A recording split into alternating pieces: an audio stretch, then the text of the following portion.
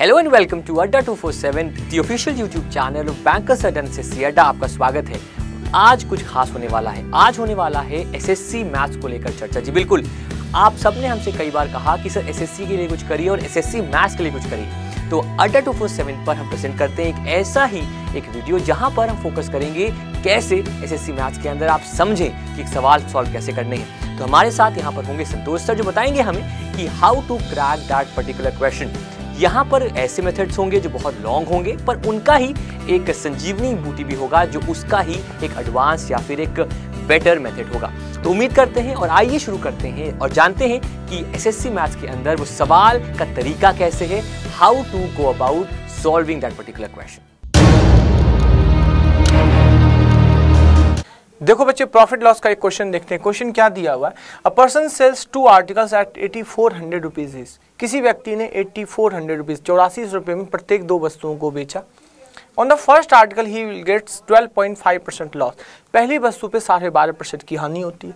तो दूसरी वस्तु को कितना % प्रॉफिट पर बेचे ताकि कुल सौदे में ना तो उसे प्रॉफिट हो और ना ही लॉस हो। तो देखो बच्चे, इसको फंडामेंटल मेथड से कैसे करते हैं। फंडामेंटल मेथड जानने से पहले मैंने आपको पहले बताया था, किसी भी क्वेश्चन को रीड आउट करते हो तो सबसे पहले देखते हैं कि उस क्वेश्चन में क्या दिया है। What is the given in the question. This is the first stage. पहला स्टेज क्या है क्वेश्चन में? क्वेश्चन में दिया है कि दोनों वस्तुओं का विक्रय मूल्य 8400 rupees. This is also 84, this is also 84। दोनों वस्तुओं का विक्रय मूल्य 8400 रुपीज। पहली वस्तु पे 12.5% की हानि होती है। On the first article 12.5% loss. तो क्रय मूल्य कितना होगा? क्वेश्चन में अब जो दिया हुआ है उसी हिसाब से हमें क्या करना है, क्वेश्चन को आगे पैटर्न को बढ़ाना है। तो 12.5% की हानि है, तो क्रय मूल्य क्या है? तो क्रय मूल्य का फॉर्मूला क्या होता है? विक्रय मूल्य इंटू 100/100 माइनस लॉस %। क्रय मूल्य equal to 8400 into 100/87.5। Decimal with the cancel 8 7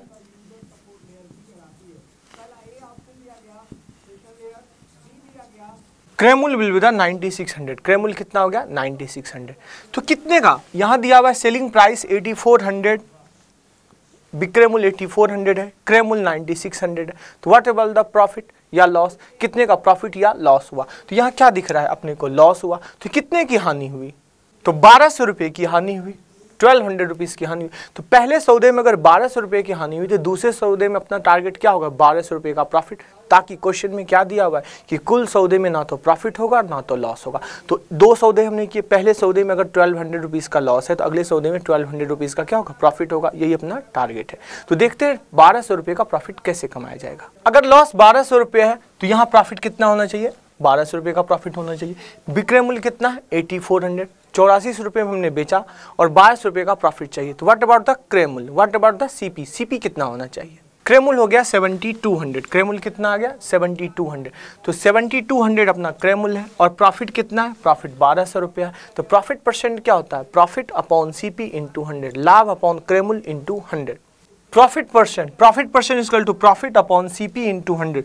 लाभ अपॉन क्रय मूल्य इंटू 100। तो 1200 upon 7200 into 100, this will the 100/6, 16.66%। तो 16.66% का प्रॉफिट हुआ। तो एक बार फिर से गो थ्रू होते हैं। क्या दिया है? विक्रय मूल्य 8400, 84 रुपया विक्रय मूल्य है, 12.5% की हानि है, 12.5% का लॉस है। तो क्रय मूल्य कितना हो जाएगा? व्हाट अबाउट द क्रय मूल्य? विक्रय मूल्य इंटू 100/100 माइनस लॉस %। तो ये क्या हो गया? क्रय मूल्य 9600। तो 9600 क्रय मूल्य है। कितने का लॉस दिख रहा है? 9600 में वस्तु खरीदी और 8400 रुपीज़ में बेची। तो कितने का लॉस हुआ?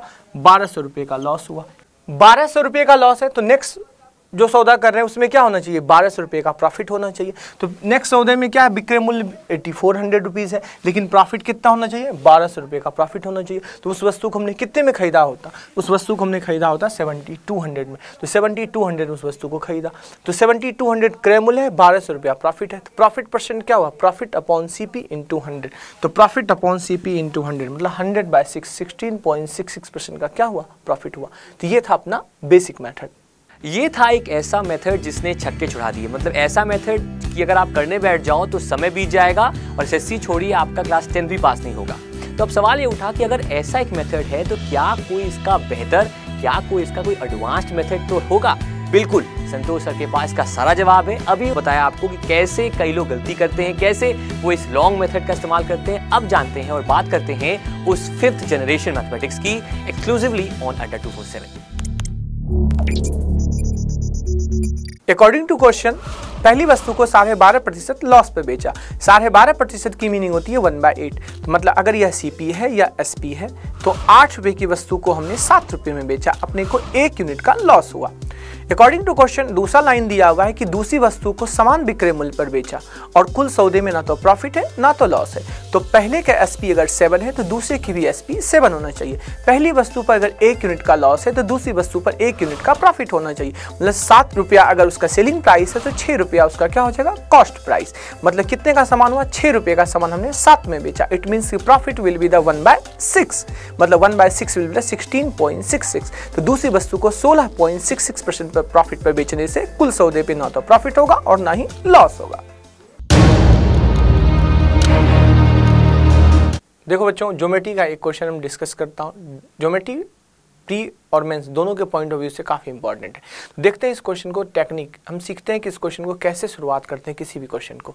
तो देखिए क्वेश्चन दिया हुआ है कि ABCD एक ट्रेपीजियम है। ABCD एक समलंब चतुर्भुज है जिसमें AB parallel to CD parallel to EF given है। और क्या दिया है कि AB और CD की लंबाई गिवन है और रेशियो दिया हुआ है AE और ED का 2:3। तो निकालना क्या है, EF की लंबाई। तो ऐसे क्वेश्चन को सोचते कैसे हैं, क्या दिया हुआ है क्वेश्चन में, कैसे सोचते हैं कि इस क्वेश्चन में कौन सा फॉर्मूला लगा, कौन सा इन्फॉर्मेशन लगा, कौन सा कॉन्सेप्ट लगा।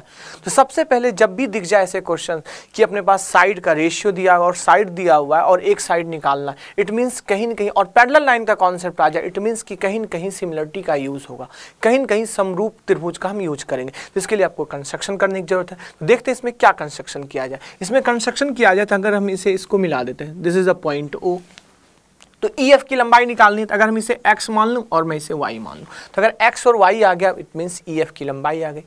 तो x y निकालने के लिए अब दिख रहा है आपके पास कॉन्सेप्ट। अगर मैं त्रिभुज ADC की बात करूं, त्रिभुज ADC में यह लाइन इसके पैरेलल है। तो अगर ट्रायंगल, ये एंगल इसके इक्वल होगा, ये एंगल इसके इक्वल होगा, तो ट्रायंगल क्या हो जाएगा, सिमिलर हो जाएगा। मतलब ट्रायंगल, त्रिभुज जो है वो समरूप होगा। अगर त्रिभुज समरूप है तो भुजाओं का अनुपात आपस में क्या होता है, बराबर होता है, आप सबको पता है।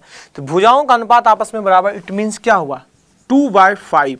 ये 2 है तो ये क्या हुआ 5, 2/5 किसका, AE/AD, AE/AD, AE/AD किसके बराबर हुआ, x/18 के बराबर, x/18 के बराबर। Got it, AE/AD equal to x/18। दूसरे त्रिभुज में देखें, ACB में देखें, तो ACB में OF पैरेलल है AB के। तो OF अगर AB के पैरेलल, इट मीन्स कि ये एंगल इसके बराबर और यह एंगल इसके बराबर। तो ट्रायंगल क्या हुआ, समरूप यहाँ हुआ। यहाँ भी ट्रायंगल समरूप है, इट मीन्स यहाँ भी ये रेशियो 2:3 तो होगा ही। तो यहाँ क्या लिख सकता हूँ मैं, CF/BC, CF/BC। तो CF/BC क्या हुआ, 3/5। यह किसके बराबर होगा, y/13 के बराबर होगा। This will becomes to y/13। यहाँ x की वैल्यू क्या हो गई, x की वैल्यू हो गई 36/5 और यहाँ y की वैल्यू क्या हो गई 39/5। तो x आ गया 36/5, y आ गया 39/5। तो टोटल EF की लंबाई क्या हो जाएगी, EF will be the what, x plus y। तो 36/5, EF will be the 36/5 and 39/5. This will become 75/5. This will become to what, 15. तो यह हो गया 15। तो EF की लंबाई क्या हो गई 15। तो बच्चे ये था इसका बेसिक कॉन्सेप्ट। तो एक बार इसे फिर से डिस्कस करता हूँ मैं, कैसे सोचते हैं कि इस क्वेश्चन में ये चीज़ें इन्फॉर्मेशन जो है वो दिया हुआ यूज करेंगे। तो सबसे पहले एज ए स्टूडेंट अगर मैं होता तो मैं सबसे पहले इस क्वेश्चन में क्या देखता, सबसे पहले इस क्वेश्चन में देखता कि अपने पास दिया हुआ इन्फॉर्मेशन की इसकी लंबाई गिवन है, इसकी लंबाई गिवन है, यह रेशियो दिया हुआ और इसकी लंबाई निकालनी। इट मीन्स कि कहीं न कहीं इसमें पैरेलल लाइन से दिया हुआ, इट मीन्स सिमिलरिटी का यूज होगा। जब भी देखो कुछ ना क्लू पॉइंट होते हैं, कुछ कीवर्ड्स होते हैं। कीवर्ड्स क्या है, पैरेलल लाइन से इसमें भुजाओं का अनुपात दिया हुआ, भुजाओं की लंबाई निकालनी, इट मीन्स कहीं न कहीं समरूपता का कॉन्सेप्ट लगेगा, सिमिलरिटी का कॉन्सेप्ट लगेगा। तो सिमिलरिटी का कॉन्सेप्ट लगेगा, इसके लिए हमने क्या करना है, त्रिभुज बनाना है। तो त्रिभुज बनाने के लिए हमने कंस्ट्रक्शन किया। जैसे कंस्ट्रक्शन किया दिख रहा है कि इन दोनों में यह एंगल इसके बराबर होगा, क्यों, क्योंकि लाइन पैरेलल है। यह एंगल इसके बराबर हो, इट मीन्स त्रिभुज सिमिलर है। कौन सा त्रिभुज सिमिलर है, AEO सिमिलर होगा ADC के, सिमिलर है। अब त्रिभुज सिमिलर है तो उनके भुजाओं का अनुपात आपस में बराबर होना चाहिए। तो भुजाओं का अनुपात मतलब 2/5, दिस इज द 2। अगर ये 2 है तो टोटल यहाँ से यहाँ तक क्या है 5 है, तो 2/5 इक्वल टू व्हाट, x/18। तो x की वैल्यू हो गई 36/5। अब त्रिभुज बात करें ACB की बात करें, ACB में यह लाइन किसके पैरेलल है, इसके पैरेलल है। तो अगर यह लाइन इसके पैरेलल, इट मीन्स कि यह एंगल इसके बराबर और यह एंगल इसके बराबर, तो त्रिभुज यहाँ भी सिमिलर है, मतलब भुजाओं का अनुपात के बराबर होगा। इट मीन्स कि y/13 इक्वल टू व्हाट, यह क्या है 3 और यह टोटल कितना है 5, तो 3/5। तो यहाँ से y क्या हुआ 39/5, तो x प्लस y हो गया 75/5। This will becomes to 15। तो टोटल EF की लंबाई 15 आ गई। तो इस तरीके से हम बेसिक कॉन्सेप्ट से देखा हमने कि इसमें सिमिलरिटी का यूज करके इस क्वेश्चन को हम सॉल्व कर सकते थे। ABCD एक ट्रेपीजियम है, E बिंदु AD भुजा पर है, F बिंदु BC भुजा पर है, AB, EF और CD आपस में पैरेलल लाइंस है। तो EF की लंबाई ज्ञात करनी है। तो AB और CD के बीच का अंतर 18 - 13 5 है। E बिंदु AD भुजा को 2:3 रेशियो में डिवाइड कर रहा है। तो इट मीन्स कि AB और CD के बीच तक टोटल 5 लाइनें होंगी। पहली लाइन होगी उसकी लंबाई होगी 14, दूसरी लाइन की लंबाई होगी 15। तो EF विल बी द 15। तो आंसर आ गया 15। तो देखो बच्चे, इस क्वेश्चन को बेसिक कॉन्सेप्ट मतलब एलिगेशन से बनाते हैं कि एलिगेशन से इस क्वेश्चन को कैसे बनाया जाता है। एलिगेशन का क्या कॉन्सेप्ट होता है, दो चीज़ों का मिक्सचर होता है एलिगेशन में। जहाँ भी एलिगेशन लगाते हैं, कहाँ एलिगेशन लगाते हैं, जहाँ दो चीज़ें मिक्स की जा रही है। मतलब सिंपल सा कॉन्सेप्ट है कि नॉर्दर्न हेमीस्फीयर को साउदर्न हेमीस्फीयर से मिक्स करोगे तो पूरा अर्थ का निर्माण होगा। नॉर्दर्न हेमीस्फीयर में लैंड एंड वाटर का रेशियो दिया है 2:3। या तो आप भूमि की बात करोगे या तो जल की बात करो। तो हम भूमि की बात करते हैं। तो नॉर्दर्न हेमीस्फीयर में भूमि कितना भाग है, 2 भाग। कितने में से टोटल 2 और 3 का रेशियो, मतलब टोटल 5 में से 2/5 भाग हो गया। साउदर्न हेमीस्फीयर में ये रेशियो नहीं पता, मान लो ये के दिया हुआ है, क्लियर है, ये क्या दिया हुआ है, के दिया हुआ है। लेकिन पूरे अर्थ पर ये रेशियो क्या है 1:2, मतलब 1 भाग भूमि है और टोटल कितना भाग है 1:2 है। मतलब 1 भाग भूमि कितने में से 3 में से, तो मतलब 1/3 पार्ट। Got it. तो ऐसे क्वेश्चन में एलिगेशन लग गया। अब एलिगेशन का कॉन्सेप्ट क्या होता है, इन दोनों का डिफरेंस निकालते हैं। लेकिन ये फ्रैक्शन में दिख रहा है, तो एलिगेशन को आसान बनाने के लिए हम क्या करते हैं कि यहाँ दिख रहा है ये 5, ये दिख रहा है 3, तो इनका एलसीएम ले लेते हैं। तो 5 और 3 का एलसीएम क्या हुआ बच्चों 15। इसे 15 से मल्टीप्लाई कर दो आप। देखो बच्चे क्या हुआ, 15 से मल्टीप्लाई किया, this will becomes to 6, this will becomes to 15K and this will becomes to 5। Got it. अब इजिली आप माइनस कर सकते हो। तो इन दोनों का डिफरेंस क्या हो गया 1 आ गया। अब इन दोनों का डिफरेंस लेते हैं। तो क्या देखते हैं कि अगर हमने इसको इससे माइनस किया है तो इस बार क्या होगा, इससे ये माइनस होगा, क्योंकि ऑल्टरनेट माइनस होगा। अगर यह नंबर इससे स्मॉलर है तो यह नंबर इससे क्या होगा, स्मॉलर होगा। 6 - 5 1 हो गया। इस बार क्या होगा 5 - 15K या 15K - 5। ऑब्वियसली इस बार क्या होगा, अपने पास 5 - 15K होगा। 5 - 15K और ये 1। अब क्या दिया है कि नॉर्दर्न हेमीस्फीयर और साउदर्न हेमीस्फीयर, मतलब उत्तरी गोलार्ध और दक्षिणी गोलार्ध का दोनों का अनुपात तो सेम है। आपने देखा, आपको सबको पता होगा कि ज्योग्राफी में आपने पढ़ा होगा कि नॉर्दर्न हेमीस्फीयर और साउदर्न हेमीस्फीयर का जो रेशियो होता है वो क्या होता है 1:1। मतलब दोनों को किस अनुपात में मिलाया गया 1:1 अनुपात में मिलाया गया। तो इस रेशियो का यूज करके हम आगे क्या कर सकते हैं, के की वैल्यू निकाल सकते हैं। देखो बच्चे, एलिगेशन का यूज करके हमने निकाला 5 - 15K, वो आ गया 1। और इन दोनों को किस अनुपात में मिलाया गया, नॉर्दर्न हेमीस्फीयर और साउदर्न हेमीस्फीयर, मतलब उत्तरी गोलार्ध और दक्षिणी गोलार्ध को 1:1 रेशियो में मिलाया गया। तो ये आ गया 5 - 15K/1 इक्वल टू 1/1।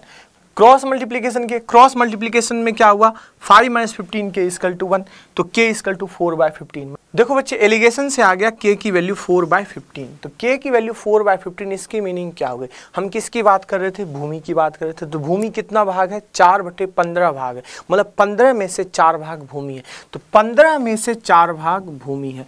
तो अगर लैंड 4 भाग है, कितने में से 15 में से, तो पानी कितना होगा 11 भाग। अगर 15 में से 4 भाग भूमि है तो जल कितना होगा 15 - 4 मतलब 11। तो इन दोनों का जो रेशियो आ गया वो कितना आ गया 4:11। तो किस में, दक्षिणी गोलार्ध में भूमि और जल का रेशियो क्या आया 4:11। तो इसको एक बार फिर से गो थ्रू होते हैं। देखो बच्चे, क्वेश्चन क्या दिया था, क्वेश्चन दिया था नॉर्दर्न हेमीस्फीयर और साउदर्न हेमीस्फीयर दोनों को मिला के क्या बनता है, अर्थ बनता है। ये कॉन्सेप्ट, पहला कॉन्सेप्ट जो आपको पता होना चाहिए। अगर ये कॉन्सेप्ट नहीं पता तो ये क्वेश्चन नहीं बन पाएगा कि नॉर्दर्न हेमीस्फीयर और साउदर्न हेमीस्फीयर का रेशियो जो होना चाहिए वो क्या होना चाहिए 1:1 होना चाहिए। तो सिंपल सा कॉन्सेप्ट था कि उत्तरी गोलार्ध में भूमि और जल का रेशियो दिया था 2:3। तो भूमि कितना भाग 2/5 भाग, 2:3 मतलब 5 में से 2 भाग भूमि है। साउदर्न हेमीस्फीयर में रेशियो नहीं पता, हमने मान लिया K। पूरे अर्थ पर ये रेशियो दिया हुआ है 1:2, मतलब टोटल 3 में से अर्थ, टोटल 3 भाग में से भूमि कितना है, 1 भाग, कितने में से, 3 में से, तो 1/3 हो गया। तो जैसे फ्रैक्शन में कॉन्सेप्ट आया, फ्रैक्शन हटाने के लिए क्या करते हैं, ये 5 और 3 का एलसीएम ले लेते हैं। तो 5 और 3 का एलसीएम क्या हुआ, 15, तो हमने 15 से मल्टीप्लाई कर दिया।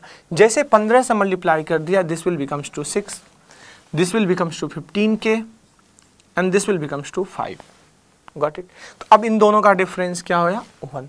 इन दोनों का डिफरेंस क्या आया, 5 - 15K। हम सबको पता है कि ये रेशियो क्या आता है, ये रेशियो देता है in which ratio both mixture are mix, जिस अनुपात में इन दोनों मिक्सचर को मिलाया गया था। North hemisphere and southern hemisphere, मतलब उत्तरी गोलार्ध और दक्षिणी गोलार्ध को किस रेशियो मिलाया गया, 1:1 रेशियो मिलाया गया। तो this upon this equal to this upon this. तो फाइनली इसके हेल्प से हमने क्या निकाला, हमने इसके हेल्प से निकाला K की वैल्यू 4/15, मतलब लैंड कितना भाग है, भूमि कितना भाग है, 4/15 भाग, मतलब 4 भाग भूमि है, कितने में से, 15 में से, तो जो बच गया वो क्या होगा, जल होगा। तो 15 - 4 दिस विल द 11।